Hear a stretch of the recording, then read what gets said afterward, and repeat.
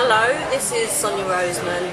I'm at Costdale Wetherspoons in Rochdale, Kent, and I'm going to do about 20 or 30 questions, just random stuff. We are marstonfilms.com. Hello. Hello. Okay, we'll start you off question number one. What are you wearing today? In what way? Perfume, clothes, this whole ensemble? Chanel number 5. Because it's the truth. Okay. What was your last dream or your last nightmare? Oh, it was yesterday. And it was about being homeless and losing my flat, which is always what my dreams were about. I woke up and I was absolutely terrified. I have a lot of those. What currently is on your CD in your car? 1960s music, because I absolutely adore that era. And it is the Kinks, All Day and All of the Night. Good choice. Okay. Which celebrity would you have at a dinner party? Male or female? Do one of each. Okay. There's quite a few. Do I have to just pick one? Yes. James Dean. And the female one? Marilyn Monroe. Of course. Of course. Okay. What comment has hurt you lately that someone said to you? It was, you're no actress and you don't make films, and the only films that you make are porno films because you're so untalented. Untalented. I can only say the word. Untalented. That made me a bit nervy, that one. Right, so. Okay. Who is the love of your life? My mummy and my pussycat. What are the reasons why, apart from the obvious reasons? Because my mum has always been there for me, and we have such an amazing bond. Oh God, so many reasons, but I absolutely adore her. I love my mum, and I love my pussycat because she's my best friend, and I wake up with her every morning, go to bed with her every night. Where'd you get it from? I got her from Redhurst, the cat sanctuary, and she cost me £20, and she was the best £20 that I ever spent. And her name is Little Girl, and her name is Mrs. Robinson, and she's 14. She's adorable. What is the worst mistake in your life? Oh, well, I've made quite a few actually. Give me a bit more of a genre. Okay, so how about firstly, what's the worst mistake you've made in your sort of career, or sort of what you do with films and things like that? Maybe not pushing myself so much when I was younger, but I'd never had the money to go to auditions, and when I did go to auditions in London, it would cost me quite a lot of money, and I wouldn't get them anyway, and I kind of lost a bit of myself from going to those. You know, it takes something away from you when you really don't get the jobs and you don't get the work, and you so want that job so much, and somebody else gets it, and you come away, and you know, it's only so much. It does you in really, but you keep going at it. And how about regards to family, or parents, or something close to you? What's the biggest mistake you've had in your life? I should have spent more time with my dad when he was alive, and not fell out with him so much. But the thing is, we were quite the same really, quite, you know, like you would be. I'm very much like my dad in certain ways, a bit, what's the word I'm looking for? Stubborn? Oh yes, yeah. Stubborn, and like, that's it, I'll do it my way, and he was exactly the same, and then that sort of goes into years, and sometimes, you know, only a couple of months at a time of not speaking, and then one day they pass away and you wish that you could take that time back. And it's been a learning curve for me, a painful one, but I wish I could do that, yeah. Okay. What could you do to help society or mankind? Sterilisation? Around Midway, yeah. Well, there's enough people having babies around here, isn't there? I don't think I need to add to it. And plus, anyway, I am an auntie a number of times, so therefore, yeah. What is the best day you've ever had of your life and why? There's been so many. I couldn't really pick one out as such. Every time that I'm on a film set, I think I'm so lucky and very, very blessed to even be able to live out my dream to a certain extent, writing my own films, that kind of thing. That is, you know, it's never just one day. They're the best days and the happiest days for you. Yeah. To do what you actually really want to do, as opposed to like having to go and work, for instance, in an office or somewhere. What you don't really want to do, but you've got to do to make money. I actually, you know, I'm very, very blessed indeed. Okay. The flip side to that, what's your worst day and why? Worst day, without a doubt, you know what that was. When my dad passed away.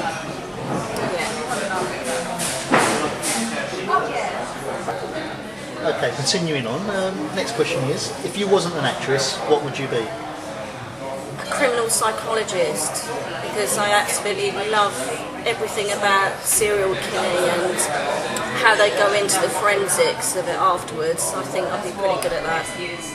And so many films that I see lately, or before I've even, and books that I've read, that kind of thing, I know what's going to happen and I know who it is before, you know. Do you think you missed your calling apart from acting in life then? Not really, no. Okay. You have to have a brain for that, you know, and it switches off after a while. I am blonde, you know. This is very true. Flatline. What's the naughtiest thing you ever did and that you didn't get caught for? Oh, name them. What? Lately or? Okay, let's go one from the past and one from the present. Past a few months ago, I was in a car and somebody bumped into a lamppost. The lamppost was turned over and somehow the police wasn't called and that kind of thing, and that was got away with, and that was very, very lucky. Hello.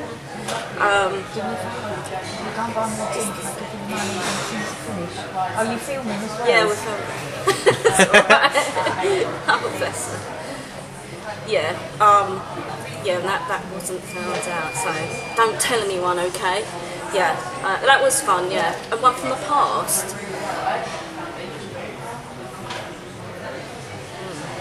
I don't know, I'm quite mischievous, I'm quite naughty, and I can't help it. It's just the way I am. I don't mean to be so naughty, but even now, at my age, I've always been this way. I just have that. I try to behave, honestly I do. It's just that I have this streak in me that. Is it because you get bored too easily? It makes me misbehave. Okay. Do you literally have any regrets? Yeah, I think everyone does. Everyone has regrets. But you just have to deal with it. If you make a mistake, then you've got to get on. I think that's the only thing you can say about that, really, isn't it? You're thinking about something in particular? Well, I'm thinking, obviously, things with your dad are obvious, but about things in, say, like your love life, for example. Was there somebody that you should have gone out with that you didn't, or was there something you should have said to somebody that you didn't? I waste too much time on whoever it is that I'm going out with in particular. I said before in the last biography that we did in sort of part 1, this is part 2, that I have such terribly bad luck in my love life, and I tend to think, I don't know if it's me or whatever, but I waste far too much time on somebody, and when they start to hurt me or it falls apart, whether it's my fault or their fault, because it's never completely one way, there's always two sides to a story, isn't there? I just waste far too much time, and I end up staying 3 or 4 years, 5 years, and I should have left when it starts to fall apart, because then you end up looking back at your life and thinking, my goodness, I've had quite a lot of bad relationships. Obviously I've had good ones too, and I wish them all the best, but I stay and I stay and I stay because I actually believe, unfortunately, that it's going to work itself out, or someone will change, or they'll stop cheating or whatever. Yeah, pretty much. Okay. What are you most proud of? In what way? You choose anything you want. Just if there's what instantly comes to mind when I ask that question. I'm proud of the films that I've made, obviously.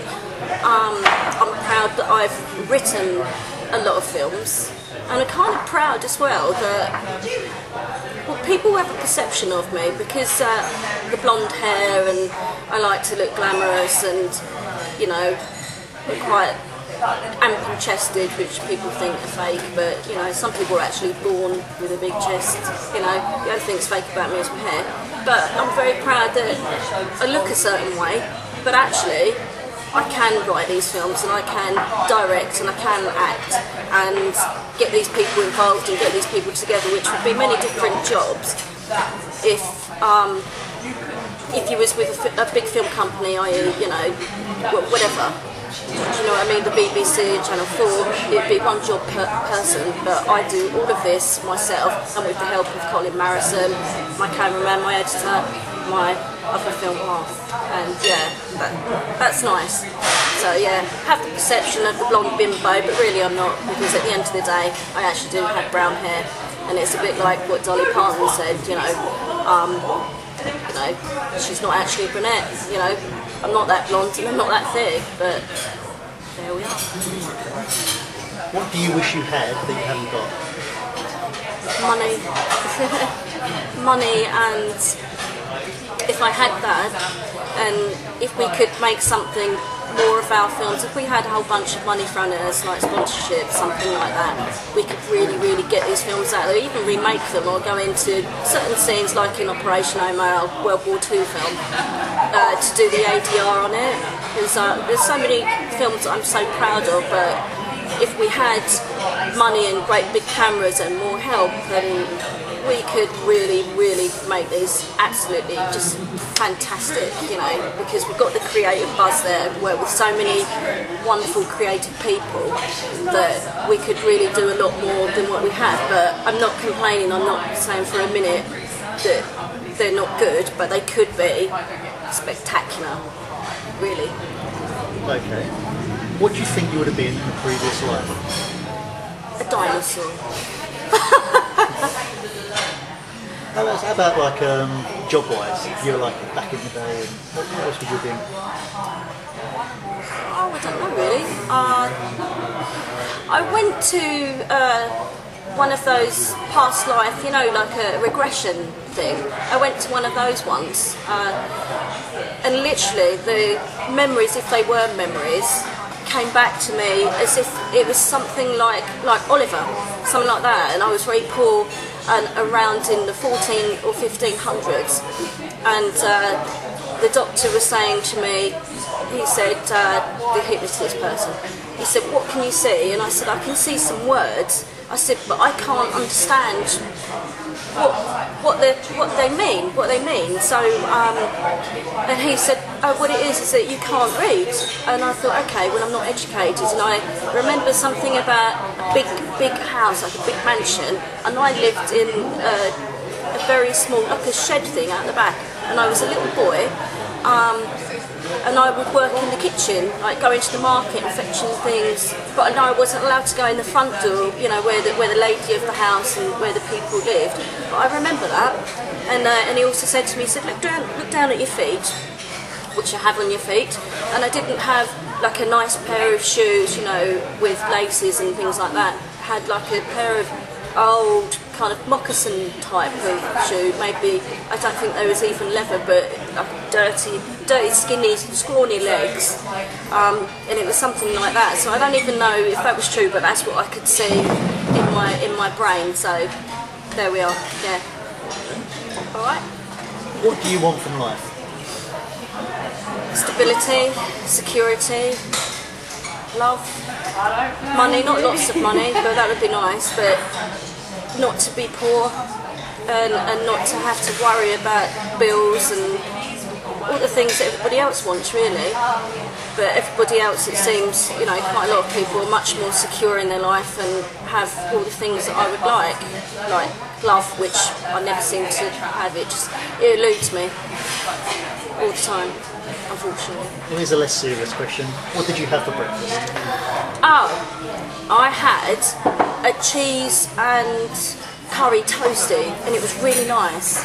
I know it's a bit, yeah, but it was really nice. It was lovely, it was lush. You like cooking and making stuff up anyway, don't I do, I really like to cook, yeah. Love to cook. you? How would you describe yourself? In a good way or bad way? Both. What's your best traits? What's your worst traits?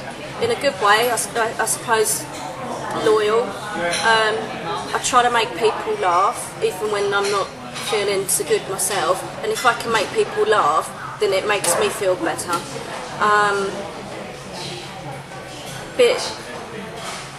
Bit wild when I shouldn't be, bit crazy.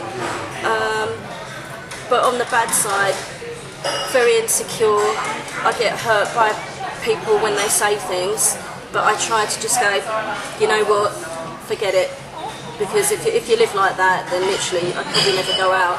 Especially when people put the films down that we do, or my acting, or say that, you know, somebody like you could never get anywhere. And to that, I just go, up your bum. Okay. What are you most scared of? Losing my mum. Losing my mum, being poor, being homeless, having nothing. These are what my bad dreams are about. And this goes back to not having security and that kind of thing, I guess. Yeah. It absolutely terrifies me. Is there anything silly that scares you, like the dark or spiders or? No. No, fair enough. Really? There's a lot of things that really don't scare me that scare a lot of other people, like parking tickets. That's a fine example. Okay, what is your favourite song? I've got too many favourite songs. Reel them off. George Michael, Father Figure. Oh crikey, there's just so many. Lots of 1960s songs, Jimi Hendrix songs, The Kinks, The Doors, Love Her Madly, LA Woman, Love Street. Oh, so many. Oh God, I like lots of dance music as well. And a couple of rap songs, I've several genres that I really like. I like classical music too. Yeah, but I couldn't just pin it down to one, unfortunately. What do you hate about people in general? That they can be so judgmental without even actually knowing somebody. I think people these days are quite materialistic and very uncaring. There's also a lot of people that really are very caring, but a lot of the people that I know aren't really that way, and I find that very hard to get my head around because I don't feel like them. I don't feel like these people from this modern time at all. I feel quite old-fashioned. I feel like I'm from another time, like born too late. So you feel like you don't fit in? Yeah, I really do feel like I don't fit in at all. I've never felt like I've fitted in anywhere really, and that's the truth. It would be nice though to fit in somewhere. It's hard always, just feeling that you're on your own and wanting to fit in, and you don't. Okay. Okay, on the flip side of that, what do you love most about people? When people can be kind and look through what they see on the outside, like a mask that someone wears, they can see through like into the soul. And I usually tend to find that people that can actually see somebody tend to be the creative people, you know, like artists or people like us, that actually give somebody a chance as opposed to seeing somebody and just seeing the cover and going, look at them, or ooh, look at her. Like, for instance, like bitchy women who look you up and down and go, ooh, I can't stand that, Thank God I wasn't brought up like that at all. I will say if someone's beautiful or not, or handsome or not, and I can see through the outside, I can usually get through to someone. It's nice to see someone's soul and actually look through and see them properly. But a lot of people just don't do that. They don't do that. And face value is not something that I take people for, and I don't, if I hear something about somebody, I won't say, oh, I hate that person too. I will go and speak to them. I make my own mind up about people, whereas a lot of people are just like, to use David Icke's, one of his words, sheeple, you know, and they just go with the crowd. But I think that's wrong. I think you should make your own decisions about people, you know. Okay, so what would you say are people's perceptions of you? Blonde, bimbo, fake tits, you know, sorry, boobs, breasts. But I'm not, you know, I can't stand that, I can't stand that. But that's their perception, and let them get on with that. Because if that's what they feel, then therefore I could only impress them when they actually come and talk to me, or not. But sometimes, like mainly women, there's a lot of women that just really don't like me, even though I haven't done anything, and I've always had this problem. But yet, if there was a friend of mine, they actually spoken to me, not just looked at me as from, you know, the giggly blonde, then they'd see much further into that. But then again, I don't want to be friends with people like that. I don't like fake people, I don't like bitchy women, I don't like bitchy guys. So, you know, sod it. Yeah, it's true. Apart from your films, Yeah. what would you like to be remembered for most?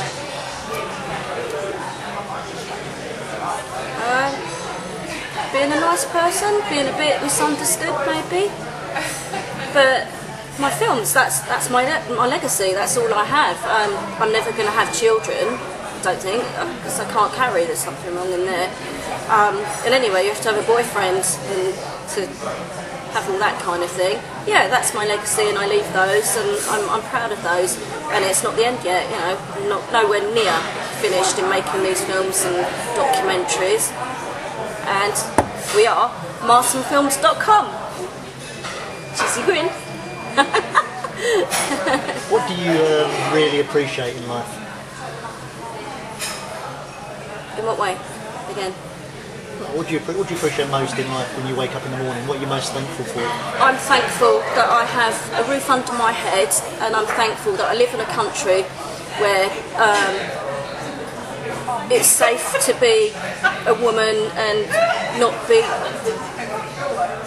sexualised, or you've got to cover up, you know, and you've got to be less than you are, and you've got to adhere to something, and you've got to be a second-class citizen. I appreciate that I'm not in a country where I get raped or something like that, or by a husband, that kind of thing. I'm very, very lucky, like we all are in this country, to be free, to have freedom of speech, all of that. I'm very lucky to be able to make the films, put these out there. I'm lucky to even be able to do this interview right now and say exactly how I feel, have a voice, which, you know, 100 odd years ago, a bit more than that, we didn't even have a voice as women. So I appreciate so many things, but to have a roof over my head and not to be homeless and have a little bit of money even though I'm not rich, I appreciate so much. And to have my mum still here and my good friends, and to have wonderful people to work with, which I absolutely love, all of you guys. You know, I'm very, very so grateful just to, you know, just to have these people in this life, even though it's not quite the way I would like, but I am grateful 100,000,000% every day. Yeah. What do you want from your love life? I'd like to have a love life, really. I would like to have somebody who is just for me, who doesn't cheat on me with a second woman or a third woman, and I have to find out horrible things. I don't want someone that cheats, I don't want somebody that smashes up my flat if we have an argument, or hits me for me being too gobby or mouthy. I'd like someone that doesn't see me as a sex object, even though sex and making love is a wonderful thing. But just to be seen as a human being would be nice. You know, just to have someone just for me. And it seems to me that I can't find that in all these years. And I thought I was going to be like Liz Taylor and be married like 10 times and maybe have a Richard Burton that I go back to and get married to again and again and again, but it hasn't happened. It's so strange the way my life has panned out, and I kind of tend to think that some people are meant to have someone in their life to love them, and some of us just are not. That's the unfortunate thing. But you know, I keep trooping on with the films. You know, I have that side, but I don't really have someone to go home to and cuddle up with and just watch films and things. You know, the simple things that everyone takes for granted. I've said this before, but I don't. Because I think I'm a bimbo. Yeah, stupid. I'm just a bit nuts. Has someone hurt you lately, and how? Yeah. Person that I was seeing and known for a very, very, very long time has hurt me a great deal by going back to the girlfriend. Said he was never going to go back to. Then I find out there's somebody else as well.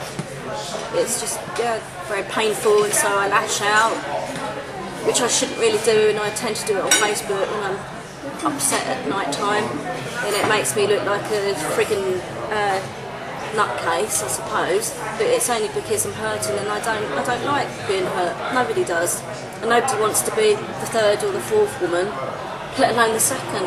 You know, it doesn't make me feel so good. It makes me feel rather insecure, and I just think I'm just not meant to have anybody. Never mind. Has someone made you happy lately, and why?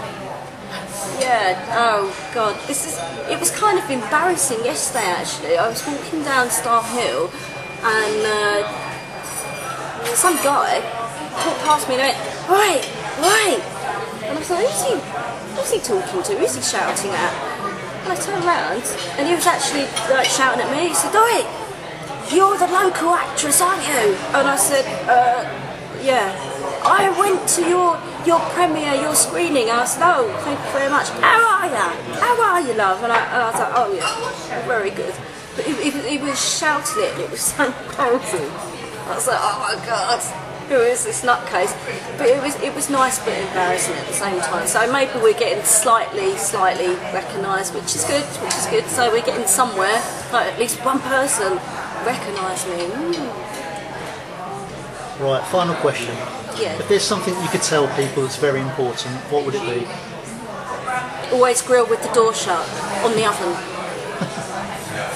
Literally, I bought an oven a few months ago and there was a big sticker on the front, always grill with the door shut.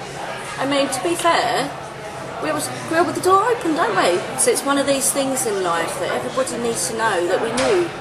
But no, not really. I guess have dreams. Try to fulfil your dreams, even if you do it on a small level. And be kind to people who are kind to you. Forgive people. Not all the time if they're absolutely dreadful to you, but forgive and don't remain angry. That's what I would say, even though it's tough. And try and keep the good things around you, and try to be nice in a world where a lot of people are quite mean and cruel, especially around here at Medway. But that's what I would say. Yeah. Oh yeah, and if you're putting your lipstick on, just a makeup tip, overline. You don't have to have your lips done then. Overline slightly, and it looks like yeah. Okay. Remember, keep them peeled. Sean Taylor said that. Police 5, 1980s. Okay. Is that it? That's it. Oh, thank you very much then. And I'll talk to you all soon. Thanks for watching. Much love.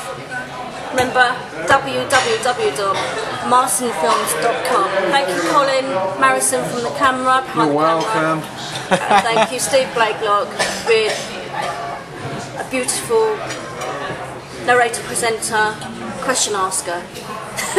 Thank you. All right, thanks. Mr. President.